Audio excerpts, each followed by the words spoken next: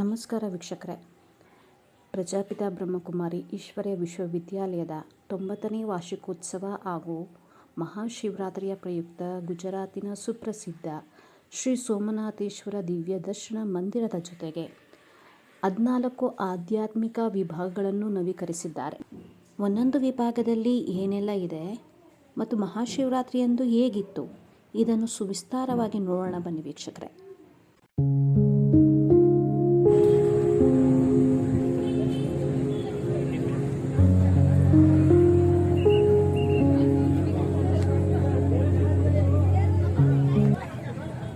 ವೀಕ್ಷಕರೇ, ನೀವು ನೋಡ್ತಾ ಇದ್ದೀರಾ ಸೋಮನಾಥೇಶ್ವರನ ದಿವ್ಯ ದರ್ಶನಕ್ಕಾಗಿ ಅವಿರತವಾಗಿ ಹರಿದು ಬರುತ್ತಿರುವ ಭಕ್ತಾದಿಗಳು.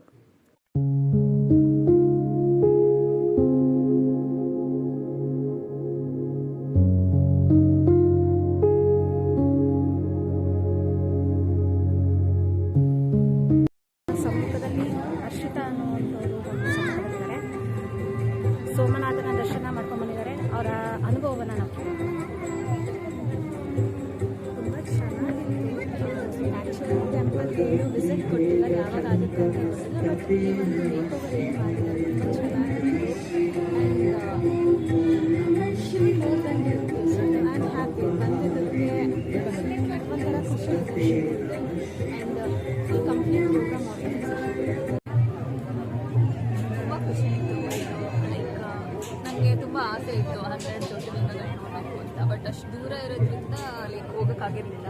ಸೊ ಯಾರ್ದು ಬೇರೆಯವ್ರ ಮನೇಲಾದ್ರೂ ಅಜ್ಜಿ ತಾತಗೂ ಅವ್ರಿಗೂ ತುಂಬ ಆಸೆ ಇರುತ್ತೆ ನೋಡಬೇಕು ಲೈಫ್ ಒಂದ್ಸಲಿ ಅಂತ. ಸೊ ಇದು ಮಾಡಿರೋದ್ರಿಂದ ಅವ್ರಿಗೆ ದೂರದಿಂದ ನೋಡೋದ್ರ ಬಗ್ಗೆ ಇಲ್ಲಿ ಬಂದು ನೋಡಿದ್ರೆ ಸ್ವಲ್ಪ ಆತ್ಮಕ್ಕೆ ಸ್ವಲ್ಪ ಖುಷಿ ಅಂತ ಅನಿಸುತ್ತೆ. ಸೊ ನನಗೂ ತುಂಬ ಖುಷಿ ಆಯಿತು. ಎಲ್ಲ ಫೆಸಿಲಿಟೀಸ್ ಆಗಿರ್ಬೋದು ಎಲ್ಲ ತುಂಬ ಚೆನ್ನಾಗಿ ಮಾಡಿದ್ದಾರೆ.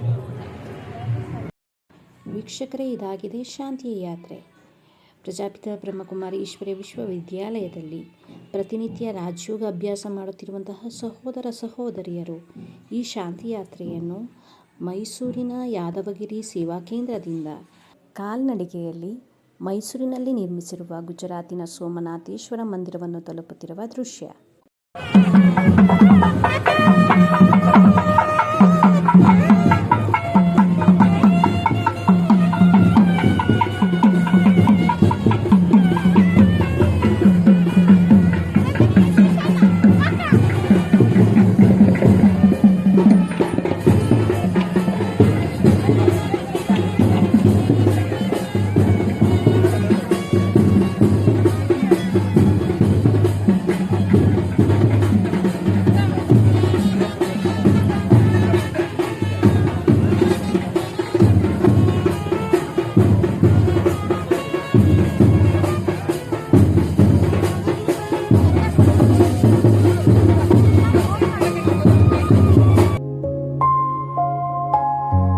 ಮೊದಲನೆಯ ವಿಭಾಗ ಪ್ರಜಾಪಿತ ಬ್ರಹ್ಮಕುಮಾರಿ ಈಶ್ವರ್ಯ ವಿಶ್ವವಿದ್ಯಾಲಯದ ಸ್ಥಾಪನೆ. ಇದರ ಧ್ಯೇಯೋದ್ದೇಶ ಪ್ರಪಂಚಾದ್ಯಂತ 140 ದೇಶಗಳಿಂದಲೂ ಹೆಚ್ಚು ಬ್ರಹ್ಮಕುಮಾರಿ ಸೇವಾ ಕೇಂದ್ರಗಳಿದ್ದು ಇಷ್ಟು ವಿಸ್ತಾರವಾಗಿ ನಡೆದು ಬಂದ ಹಾದಿ ಇವೆಲ್ಲವನ್ನು ಚಿತ್ರಗಳಲ್ಲಿ ವಿವರಿಸಿದ್ದಾರೆ. ಎರಡನೆಯ ವಿಭಾಗ ಸ್ವರ್ಣಿಮ ಯುಗದ ಸ್ವರ್ಗದ ದೃಶ್ಯ.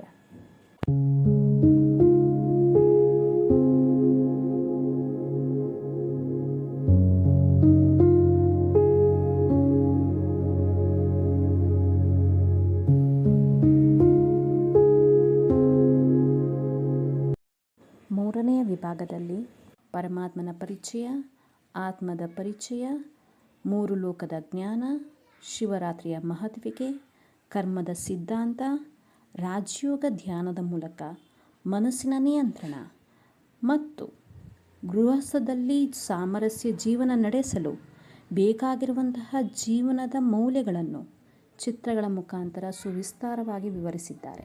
ಅಜ್ಞಾನದ ಕತ್ತಲೆಯಿಂದ ಬೆಳಕಿನ ಕಡೆ ಬರ್ತಾನೆ ಭಗವಂತ. ಬೆಳಕು ಕೊಡ್ತಾನೆ. ಮುಂದೆ ಬನ್ನಿ. ಭಗವಂತ ಹೇಳ್ತಾನೆ, ನಿಮ್ ಹಣ ಬೇಕಿಲ್ಲ, ಒಂದು 5 ನಿಮಿಷ ಸಮಯ ಕೊಟ್ಟು ನಾನು ಯಾರು ಅಂತ ತಿಳ್ಕೊಳ್ಳಿ ಅಂತ ಹೇಳ್ತಾನೆ. ದೃಷ್ಟಿಯ ರಚನೆಗಾರ ನಮಗೆಲ್ಲ ಮುಕ್ತಿಗೊಳಿಸೋ ಮುಕ್ತಿ ಮಾಡಪ್ಪ ಅಂತೀವಲ್ಲ, ಮುಕ್ತಿ ಕೊಡೋರೇ ಸಿಕ್ಕಾಕೊಂಡ್ರೆ ನಮಗೆ ಪರಮಾತ್ಮ ಜ್ಯೋತಿ ಸ್ವರೂಪ ನಿರಾಕಾರ ಶಿವ. 4ನೆಯ ವಿಭಾಗ ಮಾನಸಿಕ ಆರೋಗ್ಯದ ಮೂಲಕ ಶಾರೀರಿಕ ಆರೋಗ್ಯವನ್ನು ಹೇಗೆ ಕಾಪಾಡಿಕೊಳ್ಳುವುದು ಎಂಬುದರ ಬಗ್ಗೆ ಮಾಹಿತಿಯನ್ನು ವಿವರವಾಗಿ ನೀಡಿದ್ದಾರೆ.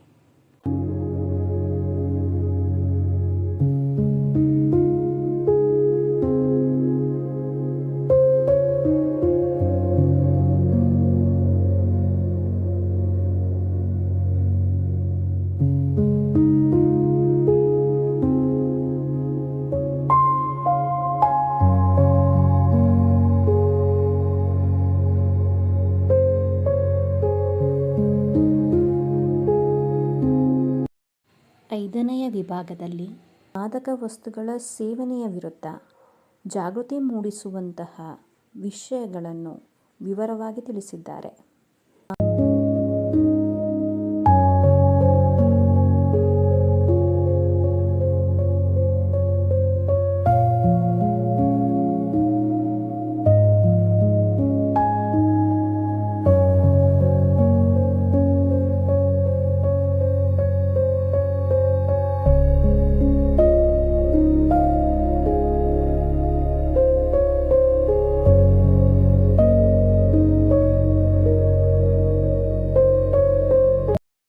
ಆರನೆಯ ವಿಭಾಗದಲ್ಲಿ ಹೋಲೋಗ್ರಾಮ್ನ ಮೂಲಕ ಪರಮಾತ್ಮನ ಪರಿಚಯವನ್ನು ನೀಡಿದ್ದಾರೆ.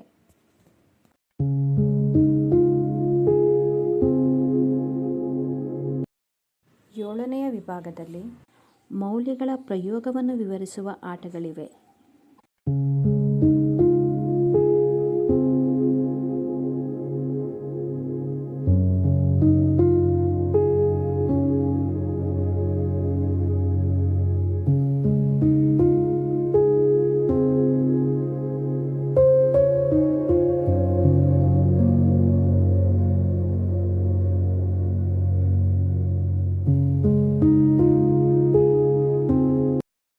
ಏಳನೆಯ ವಿಭಾಗದಲ್ಲಿ ಧ್ಯಾನದ ಮೂಲಕ ಅಂತರಂಗದ ಅನಾವರಣ ಮಾಡಿಕೊಳ್ಳುವುದು.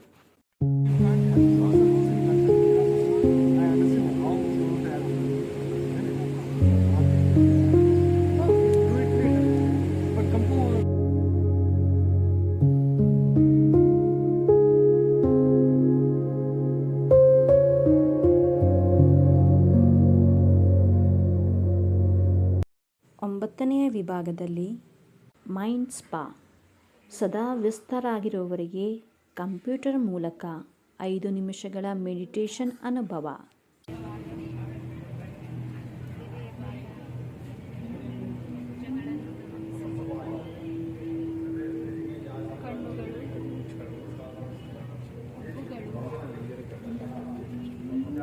ಎರಡು ಹುಬ್ಬುಗಳ ನಡುವೆ ತಿಲಕವನ್ನಿಡುವ ಸ್ಥಾನದಲ್ಲಿ ಒಂದು ಚೈತನ್ಯ ಜ್ಯೋತಿ ನಕ್ಷತ್ರದ ಸಮಾನ ಪ್ರಕಾಶಿಸುತ್ತಿದೆ.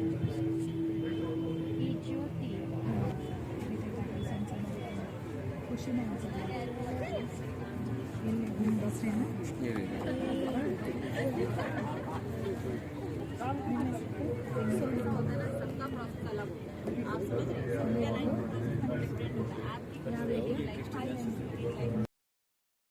ಹತ್ತನೆಯ ವಿಭಾಗದಲ್ಲಿ ಹರಿಸುವ ಭೂಮಿಯ ಹೇಗೆ ಹಣ ಇಲ್ಲದವರಿಗೆ ಹಣವನ್ನು ನೀಡಲಾಗತ್ತೆ, ಅನ್ನ ಇಲ್ಲದವರಿಗೆ ಅನ್ನವನ್ನು ದಾನ ಮಾಡಲಾಗತ್ತೆ, ಹಾಗೆಯೇ ದುಃಖಿಯ ಅಶಾಂತಿ ಇರುವವರಿಗೆ ಶಾಂತಿ ನೆಮ್ಮದಿಯನ್ನು ನೀಡುವಂತಹ ದಾನ ಇದಾಗಿದೆ.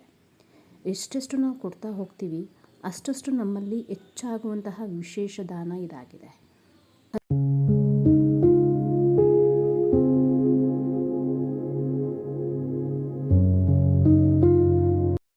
11ನೆಯ ವಿಭಾಗ ಈಶ್ವರ್ಯ ಸಾಹಿತ್ಯಗಳು.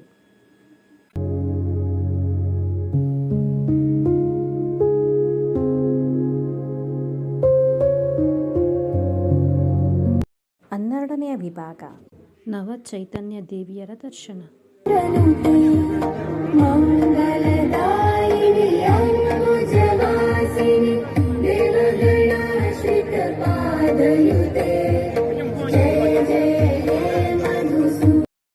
ಹದಿಮೂರನೆಯ ವಿಭಾಗದಲ್ಲಿ ಶಿವ ಪರಮಾತ್ಮನು ಬ್ರಹ್ಮಕುಮಾರೀಸ್ ಅವರ ಮುಖಾಂತರ ಅಜ್ಞಾನ ನಿದ್ರೆಯಲ್ಲಿ ಮಲಗಿರುವ ಕುಂಭಕರ್ಣನನ್ನು ಜಾಗೃತಿಗೊಳಿಸುವುದು. ಕೇಳಿ ಎದ್ದೇಳಿ ಅಜ್ಞಾನ ನಿದ್ರೆಯಿಂದ ಎಚ್ಚರಗೊಳ್ಳಿರಿ. ಈ ಪ್ರದರ್ಶನಕ್ಕೆ ತಮಗೆಲ್ಲರಿಗೂ ಹಾರ್ದಿಕ ಸುಸ್ವಾಗತ ಸುಸ್ವಾಗತ ಸುಸ್ವಾಗತ.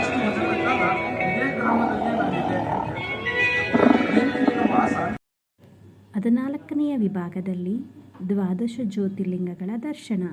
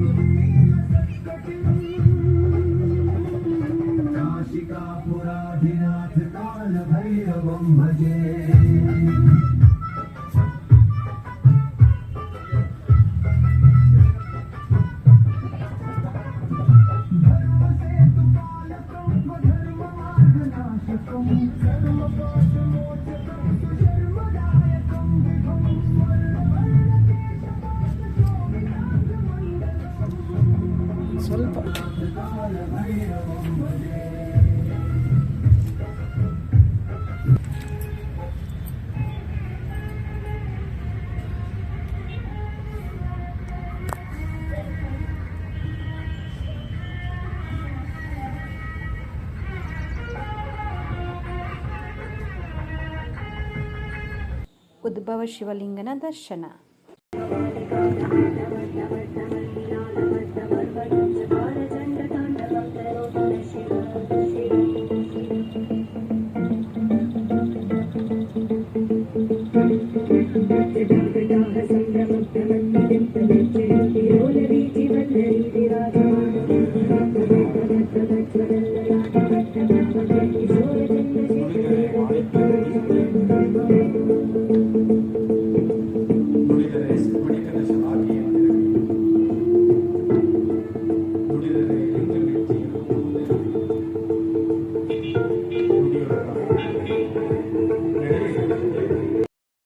ಶಿವರಾತ್ರಿಯಂದು ಸೋಮನಾಥೇಶ್ವರನ ದಿವ್ಯ ದರ್ಶನಕ್ಕಾಗಿ ಬರುತ್ತಿರುವ ಭಕ್ತಾದಿಗಳು.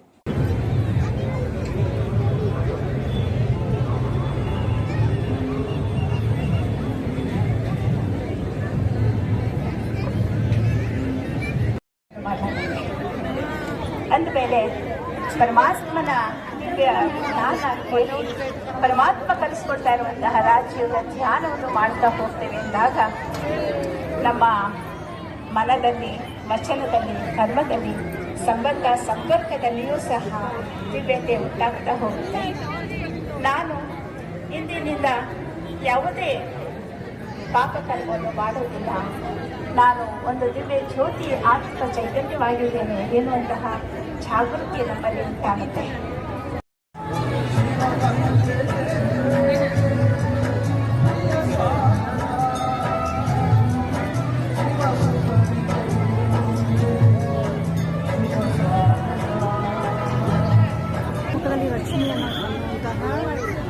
ಆ ದರ್ಶನಕ್ಕಾಗಿ ಬಂದಿರುವಂತಹ ಭಕ್ತಾದಿಗಳು ಈ 12 ಜ್ಯೋತಿರ್ಲಿಂಗಗಳು ಏನಿದೆ ಅದ್ರ ಬಗ್ಗೆ ಒಳ್ಳೆ ಇನ್ಫಾರ್ಮೇಷನ್ ಹಾಕಿದ್ದಾರೆ ಇಲ್ಲಿ.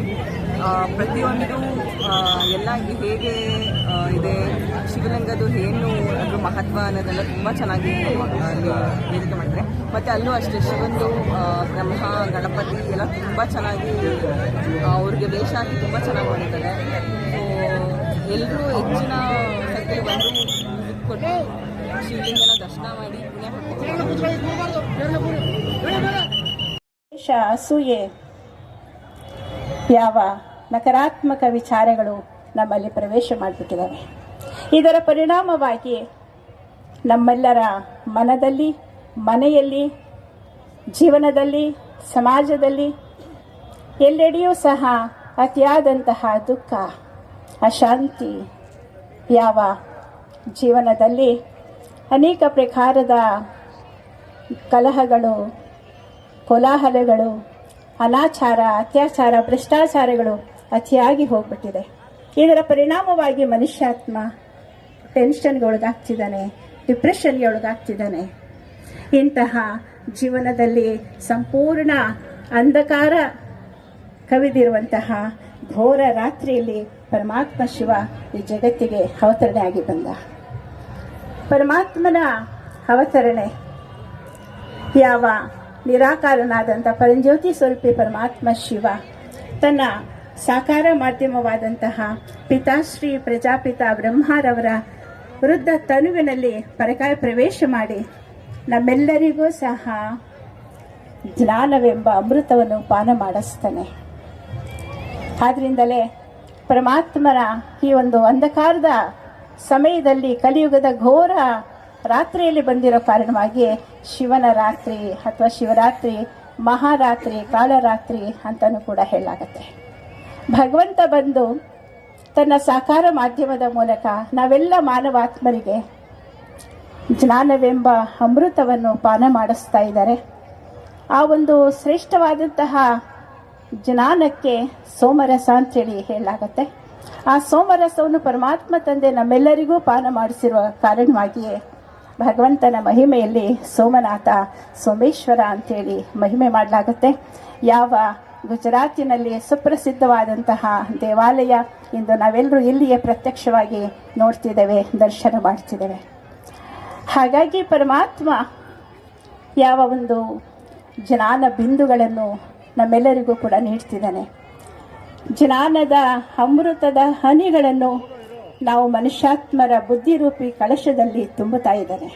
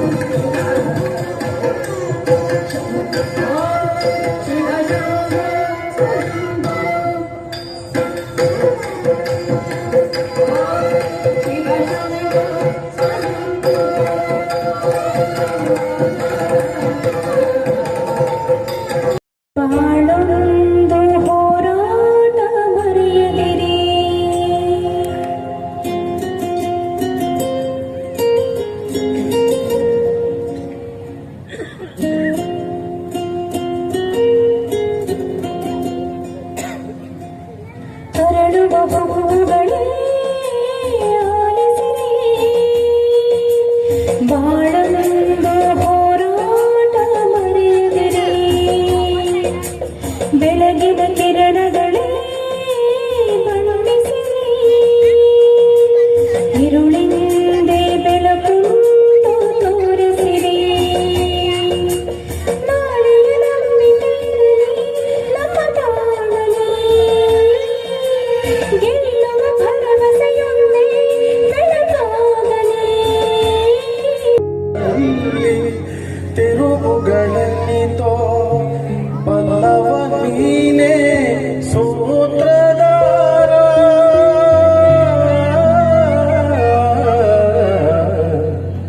ಕಣ್ಣಿಗೆ ಕಾಣದ ನಾಟಕಕಾರ, ನಿನಗೆ ನನ್ನ ನಮಸ್ಕಾರ. ಇಂತಿಂತ ಅದ್ಭುತವಾದಂಥ ಸಾಹಿತ್ಯ ಗ್ರಂಥ ಗೀತೆಗಳಲ್ಲಿ ಜ್ಞಾನ ಅಡಗಿದೆ, ಸಾಕಷ್ಟು ಜ್ಞಾನ ಅಡಗಿದೆ.